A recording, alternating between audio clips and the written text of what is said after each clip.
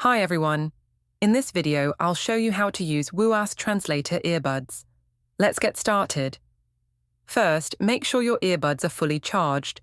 Place them inside the charging case, connect the USB cable, and wait until the LED indicator shows they're ready to use.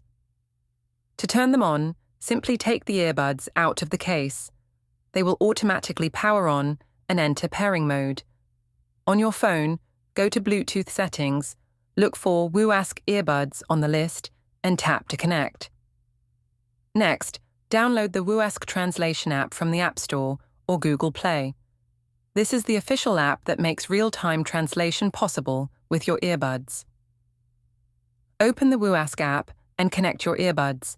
The app will automatically detect them once Bluetooth is enabled. Follow the on-screen instructions to finish setup. Now you're ready to translate. Inside the app, select your language and the other person's language. Speak normally into the earbuds, and the translation will play instantly. This makes it easy to have natural conversations, even across different languages. And there you have it. If you found this video helpful, don't forget to like, subscribe, and share. Thanks for watching.